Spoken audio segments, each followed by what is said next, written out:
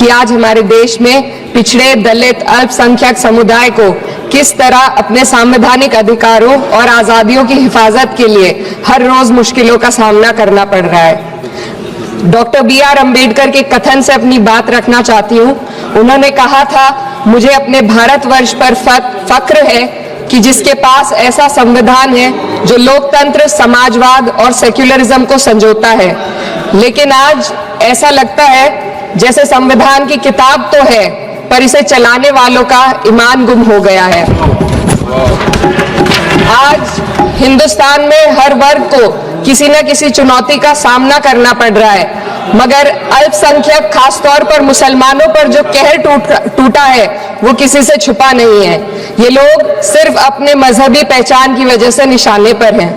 संविधान का अनुच्छेद 15 कहता है कि किसी भी नागरिक के साथ धर्म, जाति या किसी और वजह से भेदभाव नहीं होना चाहिए, लेकिन हकीकत इसके उलट है। हालात इस कदर बिगड़ चुके हैं कि hate speech, mob lynching, bulldozer द्वारा घरों को गिराने की घटनाएं आम हो गई हैं, खास तौर पर उत्तर प्रदेश में, जहां ऐसा लगता है जैसे कानून के नाम पर जंगल राज चल रहा हो।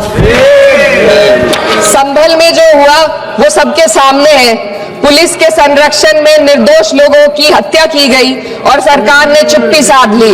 अल्पसंख्यकों पर हिंसा बढ़ती जा रही है, मगर सत्ता में बैठे लोग या तो आंखें मूंदे हुए हैं या फिर इन घटनाओं को बढ़ावा दे रहे हैं। हद तो तब हो जाती है जब न्यायपालिका की बात भी अनसुनी कर दी जाती है। सुप्रीम कोर्ट ने मॉब लिंचिंग पर 11 सूत्रीय निर्देश जारी किए थे। इसमें साफ कहा गया था कि राज्य सरकारें और पुलिस इस तरह की घटनाओं को रोकने और दोषियों पर सख्त कार्रवाई करने के लिए जिम्मेदार है, लेकिन आज भी इन निर्देशों पर अमल नहीं हो रहा है। हाल ये है कि मॉब लिंचिंग को रोकने की बजाय सत्ता में बैठे लोग आग में घी डालने का काम कर रहे हैं। उनकी जुबान से ऐसी बातें निकलती हैं जो नफरत को और बढ़ावा देती है। यह अशांति अब इतनी गहराई तक फैल चुकी है कि हमारे समाज के धर्मनिरपेक्ष चरित्र पर गंभीर सवाल उठ रहे हैं। साल की शुरुआत में ही कई राज्यों में दुकानदारों को अपने नाम बोर्ड पर लगाने के लिए मजबूर किया गया। इसे सेहत और सुरक्षा के कानूनों का हिस्सा बताया गया, मगर असल मंशा कुछ और थी। ये कदम खास तौर पर मुसलमान दुकानदारों को निशाना बनाकर उठाया गया ताकि उनकी रोजी रोटी पर चोट की जाए। पिछले हफ्ते मुरादाबाद में एक मुस्लिम डॉक्टर को हिंदू बहुल्य मोहल्ले में घर खरीदने पर विरोध झेलना पड़ा। वजह बताई गई कि इससे मोहल्ले की सामाजिक शांति बिगड़ जाएगी। अब आप ही बताइए, क्या ये वजह सही है, जायज है? असल में ये छोटी बड़ी घटना इस बात का सबूत है कि सांप्रदायिकता को बढ़ावा देने वाले बयान और नीतियां हमारे समाज को अंदर से खोखला कर रही है। उत्तर प्रदेश में यति नरसिंहन ने बेहद घटिया बयान दिया, लेकिन सरकार इन बयानों पर कोई कार्रवाई नहीं कर रही।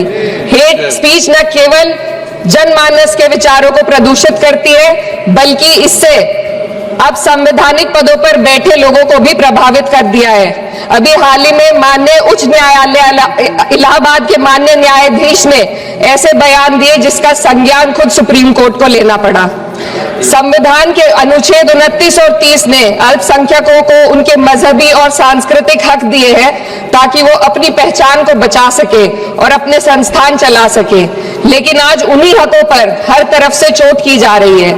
वक्फ जैसे बिल लाकर उनके धार्मिक अधिकारों को छीनने की कोशिश की जा रही है। आज अल्पसंख्यक समुदाय को संविधान द्वारा दिए गए अपने बुनियादी अधिकार पाने के लिए लंबी लड़ाई लड़नी पड़ रही है।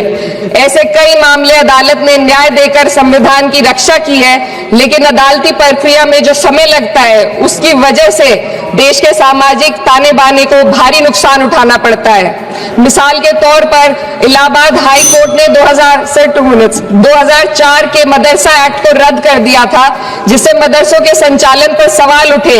हालांकि सुप्रीम कोर्ट ने बाद में इस फैसले को पलट दिया और एक्ट को वैध करार दिया, लेकिन इस प्रक्रिया में जो समय लगा उसने अल्पसंख्यकों को बेचैनी और संघर्ष के दौर में डाला है। इसी कड़ी में प्लेसेस ऑफ वर्शिप एक्ट 91 भी आता है और कई अन्य अधिकार, उन्हें भी इसी तरह अदालती लड़ाइयों में उलझाया जा रहा है। ये स्थिति न केवल अल्पसंख्यकों के अधिकारों की राह में रुकावट है, बल्कि justice delayed is justice denied जैसी कहावत को सिद्ध करती है। मैं इस सदन से दुनिया भर के अल्पसंख्यकों की आवाज उठाना चाहती हूँ, खास तौर पर हमारे पड़ोसी देश बांग्लादेश में अल्पसंख्यकों के साथ जो हो रहा है वह दिल को गहरे तक चोट पहुंचाने वाला है। उनकी जान माल की हत्या की जा रही है। बांग्लादेश हो या हिंदुस्तान हो या कोई और देश, अल्पसंख्यकों की सुरक्षा, इज्जत और अधिकारों की हिफाजत हर सरकार की सबसे पहली जिम्मेदारी होनी चाहिए। मैं इस सदन से अपने देश के अल्पसंख्यकों के साथ बांग्लादेश के पीड़ित अल्पसंख्यकों की आवाज को एक साथ उठाना चाहती हूँ।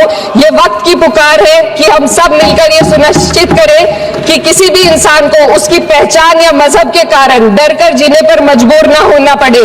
जहां हक छीने जाते हैं वहां अमन खो जाता है। ये बात हर सरकार को समझनी चाहिए। अगर हम सच में अपने संविधान का सम्मान करना चाहते हैं तो हमें नफरत और भेदभाव को खत्म करना होगा। हमें ये दिखाना होगा कि ये मुल्क हर वर्ग, हर जाति, हर धर्म और हर समुदाय का है, और जब तक ऐसा नहीं होगा तब तक संविधान की आत्मा सिसकती रहेगी। सर, अपनी बात को खत्म करते हुए मैं एक शेर अर्ज करना चाहती हूँ। ये दाग दाग उजाला, ये शब गजीदा शहर, वो इंतजार था जिसका ये वो शहर तो नहीं। लेकिन अगर इस सदन में बैठे हम सभी सदस्य ये ठान ले कि हमें संविधान के मूल्यों को लागू करना है और उसे लागू करने का प्रयास करें, तो वह सुबह जरूर आएगी जिसके लिए लाखों भारतवासियों ने अपने जानों की कुर्बानी दी।